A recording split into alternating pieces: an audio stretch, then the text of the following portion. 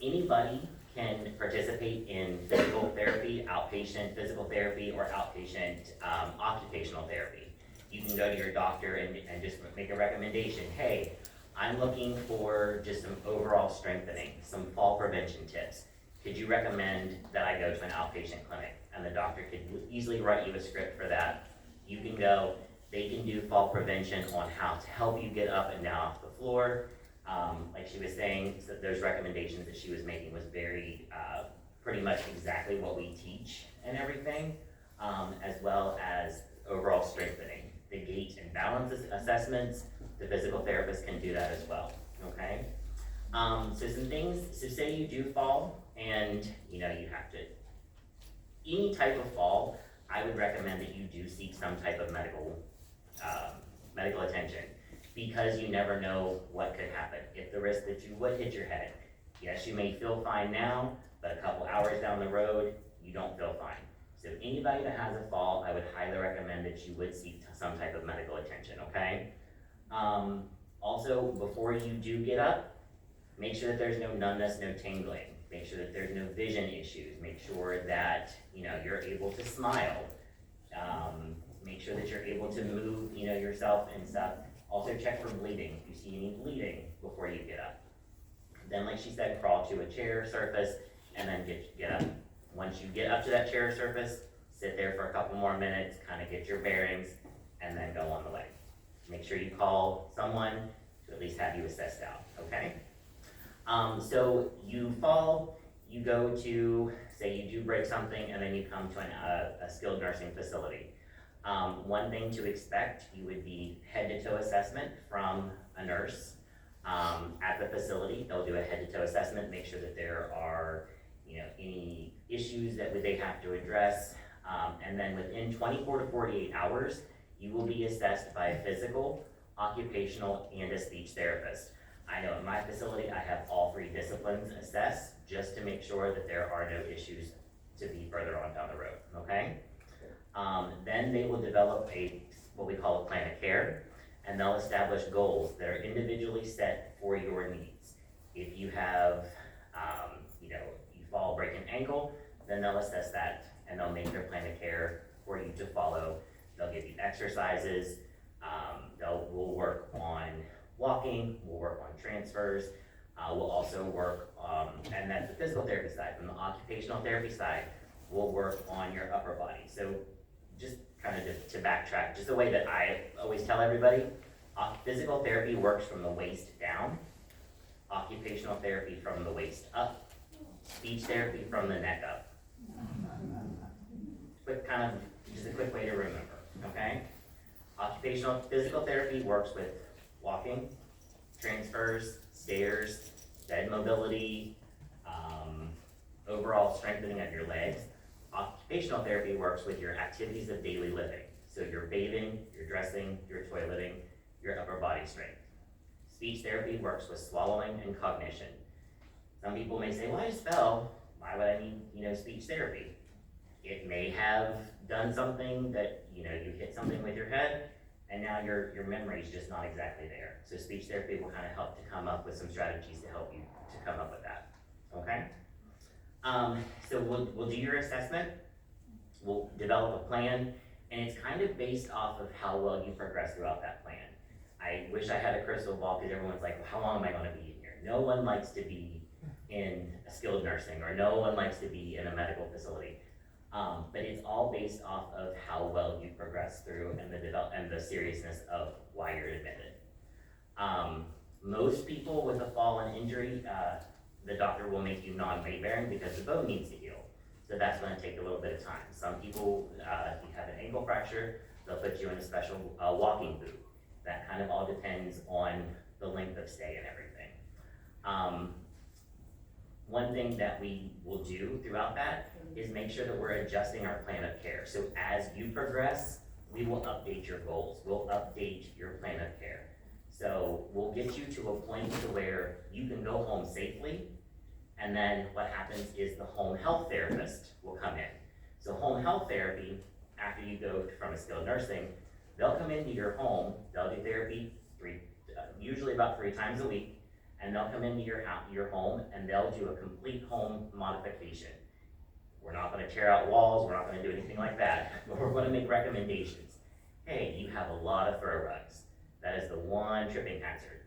Or, we noticed that you have an extension cord, so they'll make those modifications. Like she was saying with the stairs and the carpeting, once again, it all depends on footwear. It's cold now, so we tend to wear little slippers and stuff. Once again, I've fallen up my stairs because I had slippers on because they were a little big and my foot was sliding around in them. So a good gripping sock or a good fitting shoe that, like she said, that has a hard sole will help that, okay? So then at the home health, they'll come in, they'll do their assessments, and then after that, you can graduate to outpatient. So it is a progression of therapy, okay? Any questions? Yeah. On the assessment, does it include the teeth? I fell and actually cracked 2 of my crowns and didn't really realize it until about 2 months later. But I just wondered if that was part of it. Could you be falling on your face? Yeah, so as if you would go to, it wouldn't be coming from a therapist standpoint, but it would be coming from a medical standpoint. They would do especially if you have any type of facial injuries, they would make sure to assess that, and then they would recommend that you go to like an orthodontist or something. Yeah. So if they do, like especially at the hospital, they do a full checkup. But also, if you notice anything, do not be afraid to speak up. Okay, it is your body. You know it better than they do. Okay, and in that sense, it may have just gotten missed. So we are human. We do miss things every now and then. Okay. Yes, sir. Andy, for the past year, I've been hearing really favorable things about Woodbine. However, prior to that, for a long, long time, I hear reported average things about it. Is there something you can point to in terms of management or ownership, or in your mind, if there was a change, when did it occur and what was the reason for it? Yes, so I have been at Woodbine now for about 3 years. There has been a change in ownership, and we have had some leadership changes and everything like that. We are constantly striving to be the best. We have won a lot of awards in the past, in the past years and everything. So we are constantly trying to become elite. We're constantly trying to become the best in the facility. So we are constantly striving to, market ourselves and to, pull in different types of, we have pulmonary, we have nephrology, we have all these specialists and everything coming in. We're just constantly trying to build on what we had and make it better. Good. Well, from what I'm hearing, you're getting great results, so. Thank you, I appreciate that. For me as a therapist and as a director, Woodbine was one of the best decisions that I could have ever made. So we do have sister facilities at Alexandria, Belmont Bay, the Boulevard, and we are constantly striving to make those the best, better than what they were before.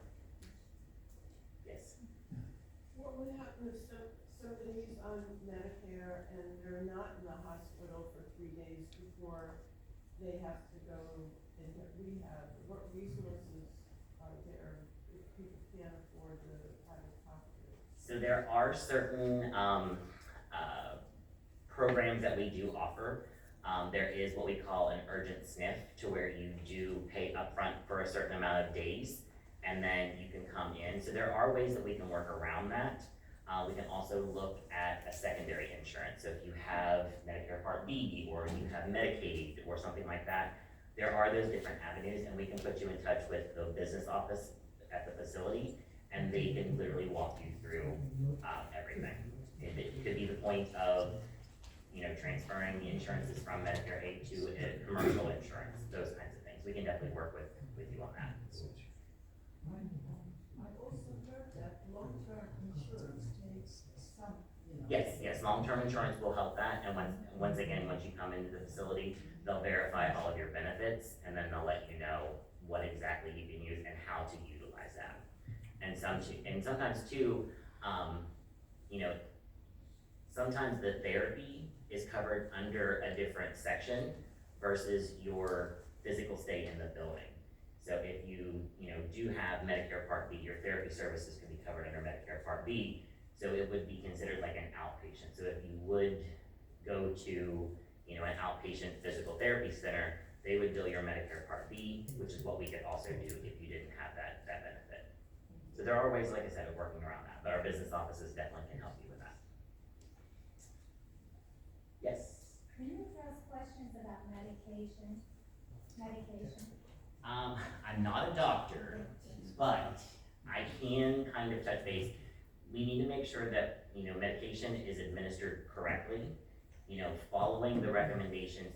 I would ask a pharmacist or a doctor for any like specific medication questions, especially like what can I take together, or what can I not take together, what time of day could I take this, but literally following, on the prescription of what times and recommendations and stuff. As far as medication management, an occupational therapist could definitely help with that, of how to separate, how to take those. But as far as like the nitty gritty of like what adverse side effects and stuff, I would better ask the pharmacist. I would just say that's one very important reason to get all your meds from one pharmacy, because then they can do that medication review. Absolutely, and then always talk to your primary care physician. And what as far as like what we'll do is, it's good to have the medication list on your person, or on your fridge. We have some magnets back there that has all of your personal information, has all the medications listed out.